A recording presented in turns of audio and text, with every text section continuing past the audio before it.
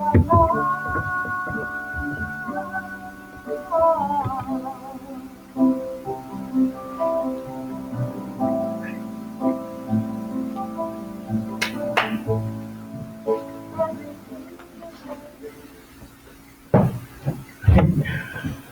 good morning. Welcome to the Alaska Center for Spiritual Living. Thank you for tuning in today to this Facebook Live broadcast of our Sunday celebration of life. Thank you for tuning in. And I apologize for those of you who were anticipating Jessica's beautiful voice and Aaron's amazing accompaniment. Um, we got a directive. It was put out late Friday afternoon, I understand, by our governor. It wasn't picked up by the news media. Our board president, Tiffany Smith, caught it. 8:30 this morning notified me that no more meeting of any kind. Even our little production crew of 7 could not come together, and they specifically named faith-based organizations. So we're doing this by the seat of our pants. Thank you for tuning in, and we'll see what unfolds before us. I would like to start, though, with a prayer. Everything we do at this center is grounded in prayer. We absolutely believe in the efficacy of prayer. And so I'd like to start with just a moment and to recognize that infinite presence, which we call God, is indeed in, around, and through all of creation. That means that very creation is part of that infinite thing that we call God. So each and every one of us are little godlings. Each and every one of us have got all of the qualities of that infinite power, that infinite intelligence within us. And so as we come together this day, even though we're miles and miles apart, we are still one, for we are all brothers and sisters of the Most High. And so we just know that as we come together in this, that this activity, this day, is indeed the activity of God. And so we just give thanks for this time, and now we can just step back and let this time together unfold, and it will do so in perfect synchronicity, in divine right order. We give thanks, and so it is. Amen. Well, once again, good morning. Thank you for joining us. Do have a few items of housekeeping that need to be taken care of. It is part of our bylaws here at the center that the candidates for the new election, which is going to be held April 19th, need to be announced 2 weeks in advance, 3 weeks in advance. And so our candidates for the 2 open spaces on the Leadership Council are Karen Valera Sherman and Dana Danford. We are very, very fortunate and blessed to have 2 such qualified candidates, people that have offered to step forward. So thank you to Karen and Dana. And we also want to thank our outgoing members, Cindy Hensley and Tiffany Smith.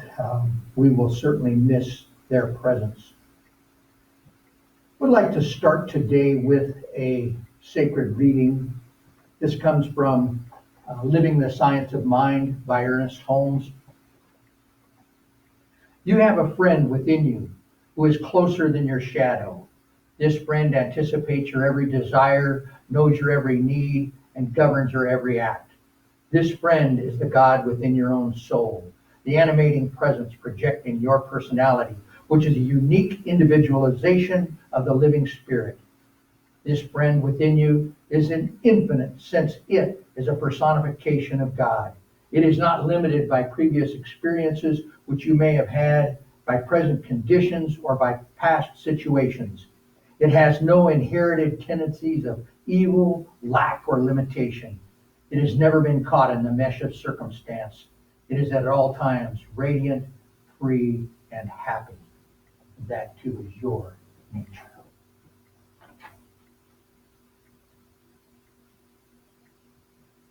I know that I have had a feeling, and people have shared this with me. I think a lot of people have had a feeling for some time, over a year, I'd say, that something is happening in this world. There is a shift in this earth.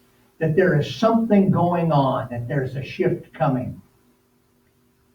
I certainly didn't anticipate a change or a shift of the magnitude of the coronavirus, but we have indeed had a shift. In this philosophy, we believe in many principles that can be counted on. They're just as reliable as the law of gravity. One of those principles, one of those laws is the law of attraction. And the law of attraction says simply that we attract what is like to us, that what we put forth into the universe is what comes back to us. Like attracts like. So the question would be, what were we thinking to attract a coronavirus? So the title of my talk today is Attracting the Virus. And I have three major points. First of all, why or how did we manifest this situation? Number two, how do we weather this storm? And number three, what good can come from this? First of all, why or how did we manifest this situation? And I want to state emphatically right off the get-go that you are not guilty. You did not manifest this virus. You collectively as humankind did not manifest this virus. This virus is not a punishment for something that we have done. I do find there is some irony, I think that's the right word I'm looking for, irony in that as we destroy the lungs of the planet by burning down and cutting down the Amazon rainforest, the thing that takes all of the carbon dioxide and converts it into pure sweet oxygen for us. As we rip that out, we are presented with a thing that is attacking the lungs of us individually. But it's not something that you did. It's not your fault. It's not anything that's inherent in what we did. This virus is not a punishment. I think that it is almost second nature to us. It is something, when something negative or bad happens, our default setting is to blame. Who's to blame for that? Why did that happen? There's a blame thing that goes on. We can get to this standpoint where we're thinking, well, we weren't focused enough. We weren't thinking positive enough. We didn't fix something that needed to be repaired. But I submit, for those of you in Alaska, you didn't attract the 7.1 earthquake from December before last either. You didn't manifest and create the coronavirus. I had a discussion with a dear friend earlier this week, just a magnificent lady that I have a great deal of respect for. And she related to me how she had had a very traumatic experience earlier in her life. And for years, she carried around the belief that somehow she had attracted that traumatic experience into her life. And it was only recently, in the last few years, that she came to the awareness that she didn't do anything to create that it just is what it is. And so I want you to take that jump too. There is no guilt with this virus. You can let that go. And I think that it's important to note, we're asking the wrong questions. Instead of asking why or how did we manifest this situation, we could possibly be asking, how will we respond? Anne gave me a piece of paper the other day. It was a quote that she had. It was out of a big treatise on Buddhism. It was all about the Bodhisattva and everything else. But there was a paragraph in there, and I can't cite the origin of this. I don't know where it came from, but boy, it rang true for me. And I'd like to read it to you. Epidemics, like earthquakes, tornadoes, fires, and floods, are part of the cycle of life on planet Earth. How will we respond? With greed, hatred, fear, and ignorance? This only brings more suffering. Or will we respond with generosity, clarity, steadiness, and love?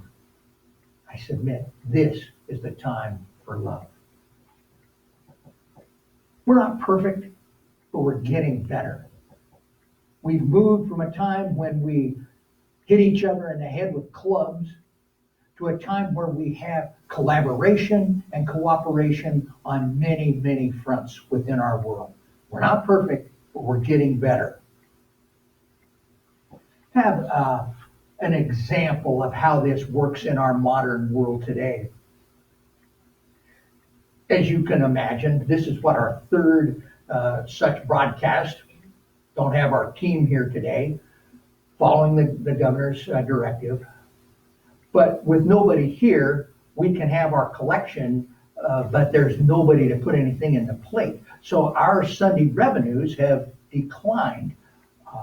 We normally take in somewhere between $900 and $1,100 on a Sunday between checks and cash.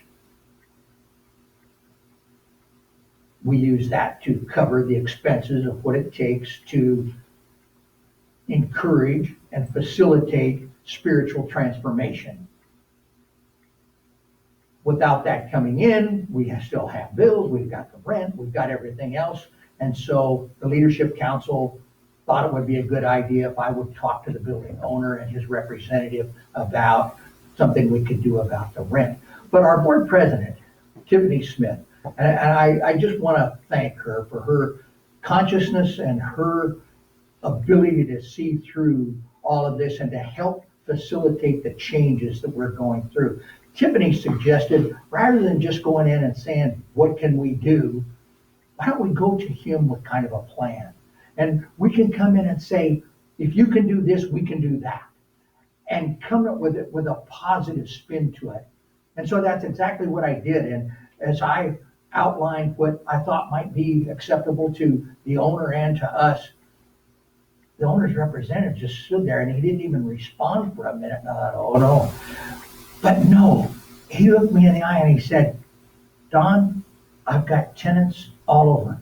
I manage properties all over this town. And every one of them is coming to me with the same thing. But you are the first person that came to me with a solution, came to it with a positive thing saying, we can do this together. How can we make this work? And Don, I don't know what I'm going to be able to do, but I promise you that we will help. And it looks like right now that we are going to get a deferment of almost half of our rent until such time as we can start coming together. But it was an act of consciousness. We came from that standpoint of working together. We didn't come to it from greed. Oh, we got to hold on to every cent of our money. We didn't come to it from fear. We approached it from a position of love. We looked at it through the eyes of the guy that owns the building. How can we do this together?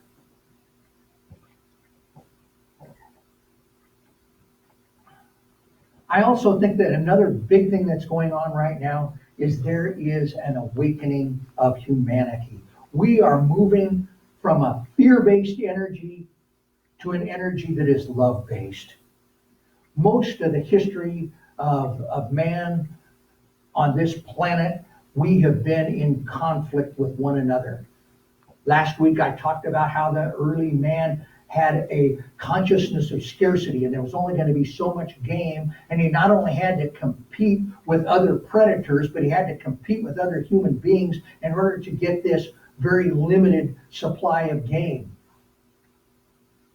But man woke up. There was a shift, and they realized that they could give far more, they could do far more if they cooperated. And that's when man learned to herd animals and learned to plant crops, so they weren't simply hunter-gatherers, and the production increased and everything worked out. But we came through that sense of cooperation.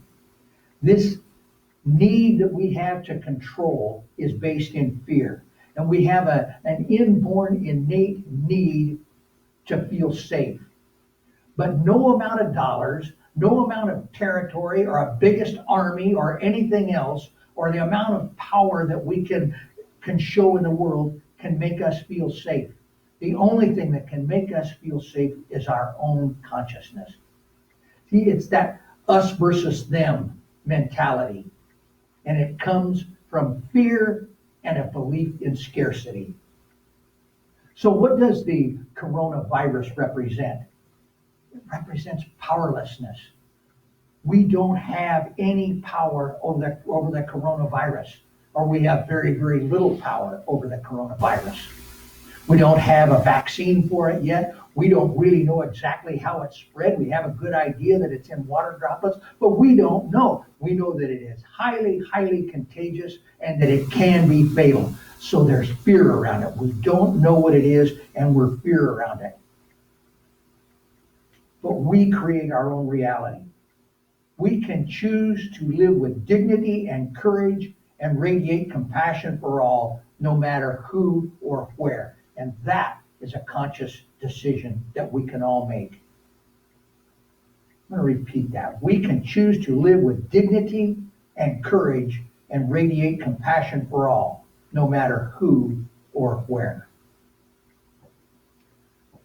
My second point today is, how do we weather this storm? I have a 5-step thing that we can do to help weather this storm.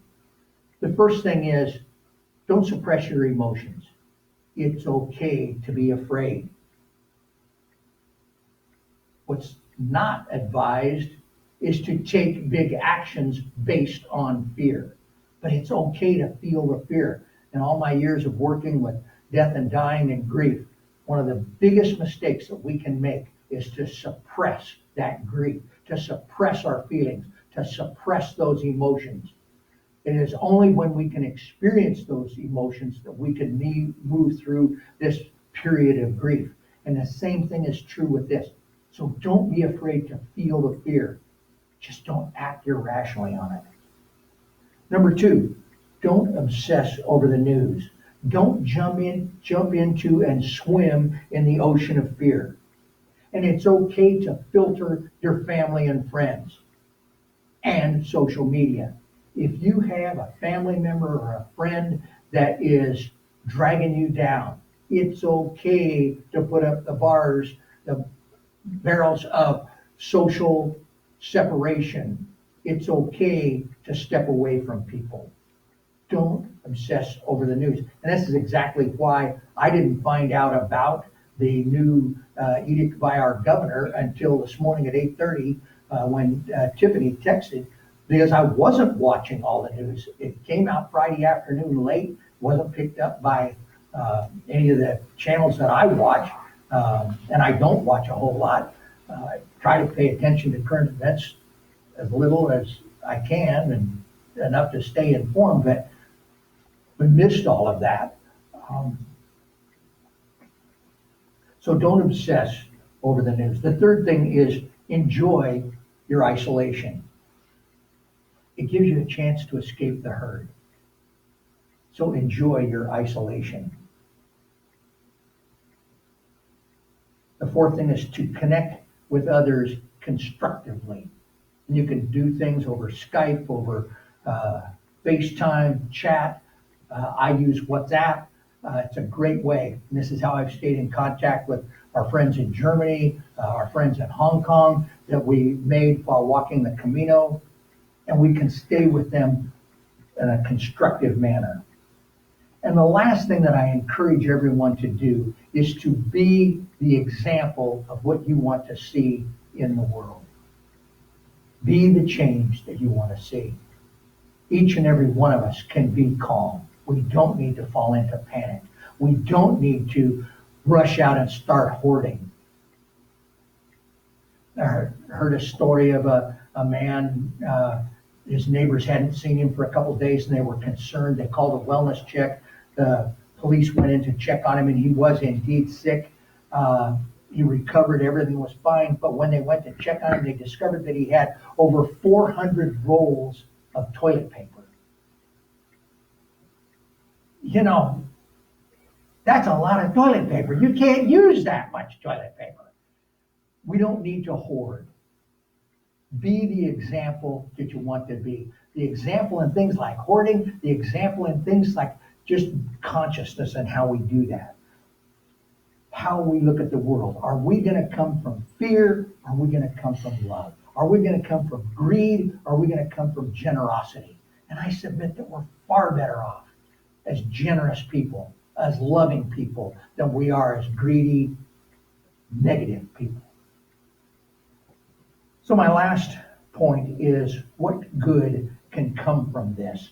And I have a list here of things, I think I do, that we can all do to see good in this horrible, horrible situation. Now, I am not negating the horrors of this coronavirus. It is horrible. The death tolls, I think, to Italy, and I see what's happening in Spain right now, in places that I know. I've walked through those cities and towns, and it's and I'm not discounting that, but there is some good that can come from that.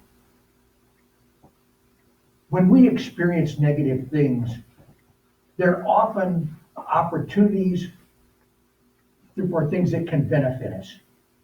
Things that we may have been resisting due to fear.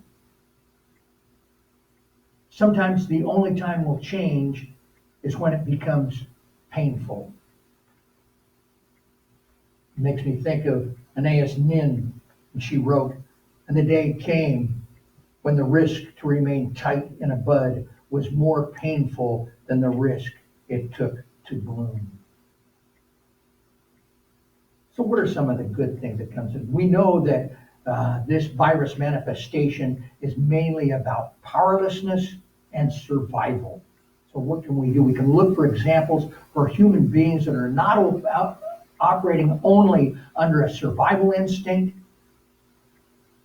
and from a place of powerlessness, but from a higher plane. And the first one of those that I came across, healthcare and support workers are out and about every day. And they're here in Anchorage, Alaska. They're in the other towns throughout our country. This is everybody, not only the hospitals and the healthcare facilities, but down to your grocery store.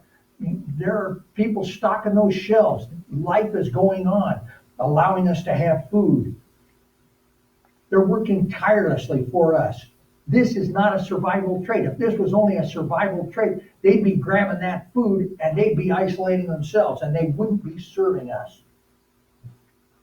They'd be staying at home, but they don't. And that is a sign of our maturity. And I refer again to Spain and to Italy, and how they have agreed upon at certain times of the day to get together and sing from their balconies. Part of that is just the expression of joy that they have, but they also do this as a salute to those who are serving, those who are still working, the healthcare workers, and everyone else who is out working at a time through this and risking exposure to a very deadly virus. They're celebrating and showing their gratitude.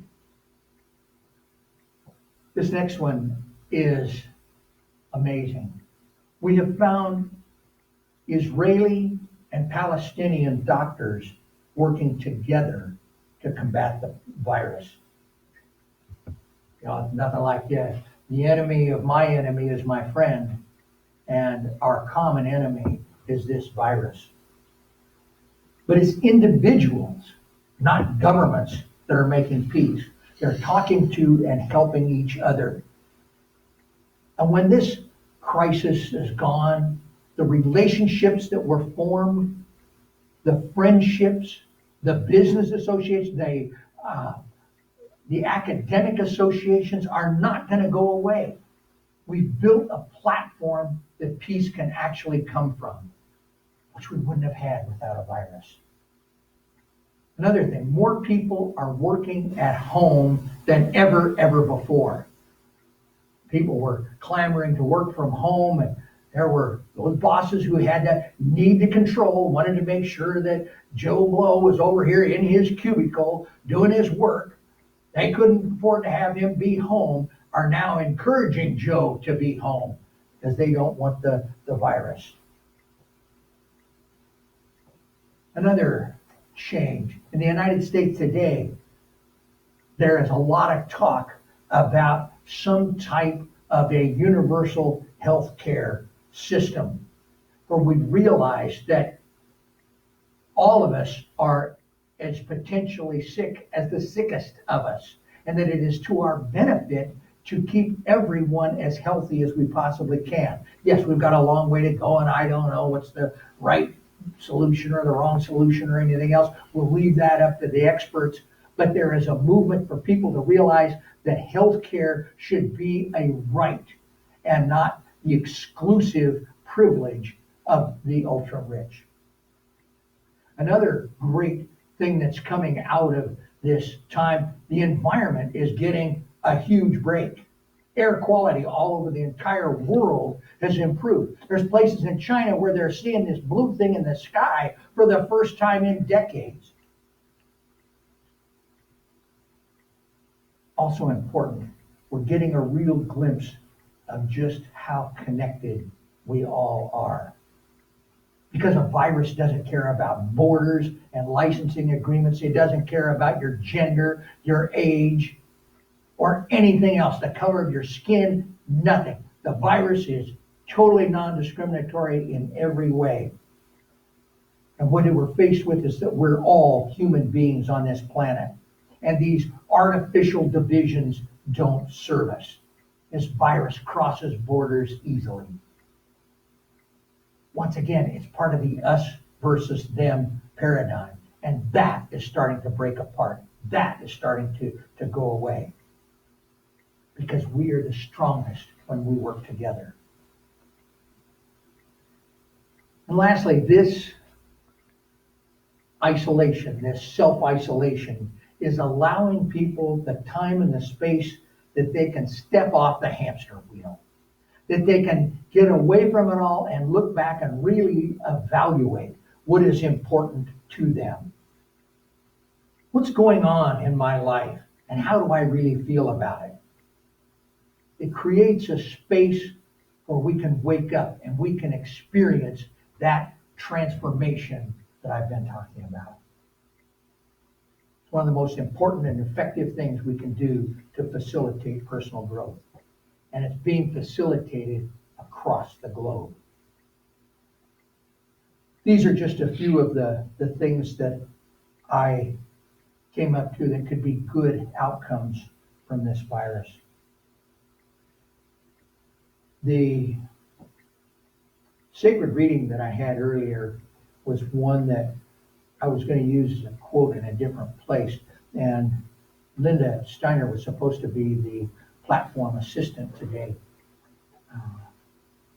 And Linda had a sacred reading ready to go, and it was so good. It was so on spot. I want to use this as the conclusion. It's written by Jane Beach, one of my favorites. Many of us really like Jane Beach.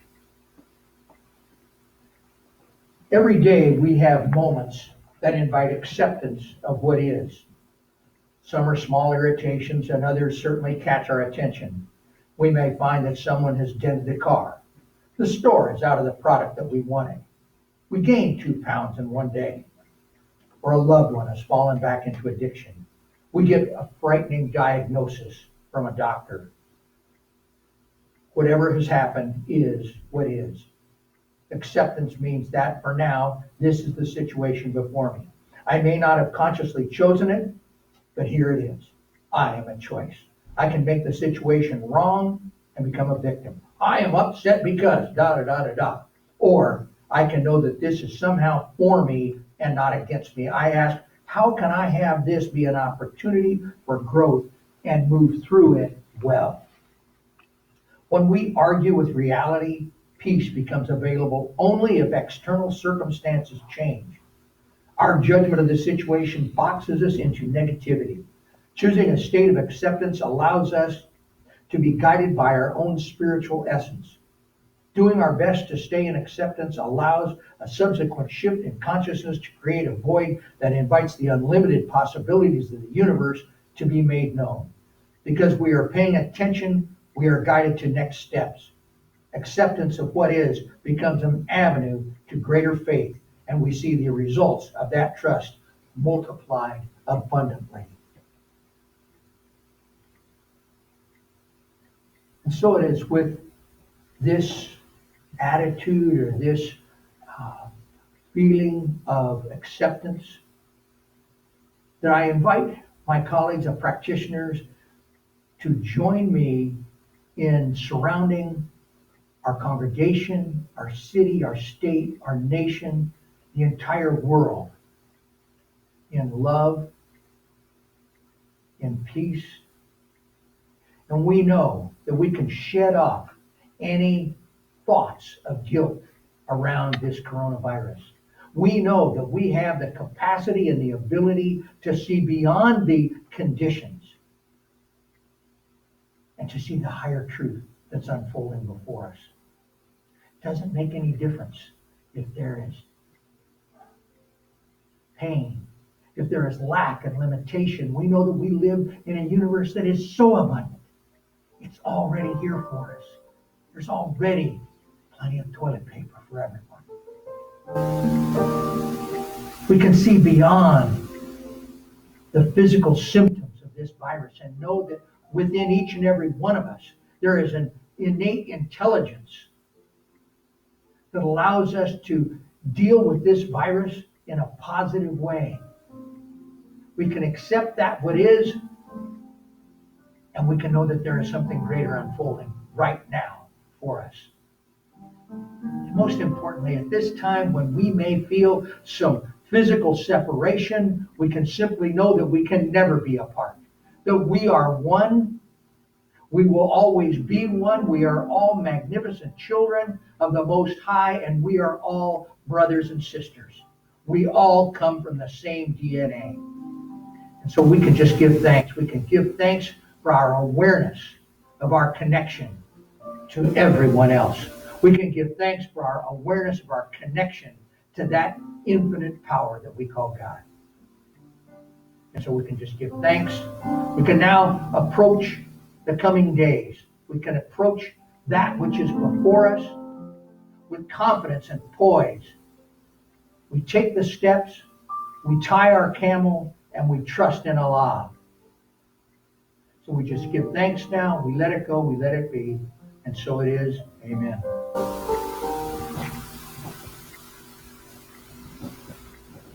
Close today with an affirmation. I don't know how much I forgot of this talk, but whatever it is, it's here. Our affirmation today: I am a choice today. I accept every situation as being for me and not against me, and I move through it well. And so it is. Amen. Have a wonderful week.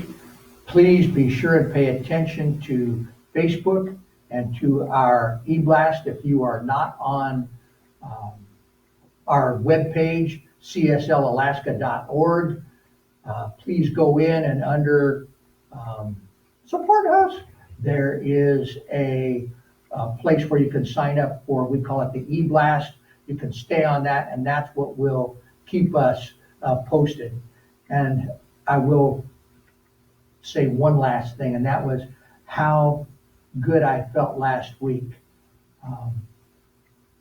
Got a letter in the mail, and it was a check from one of our regular supporters, regular donors. And even though we had no service, she went ahead and mailed a check anyway. So thank you very much to all of you.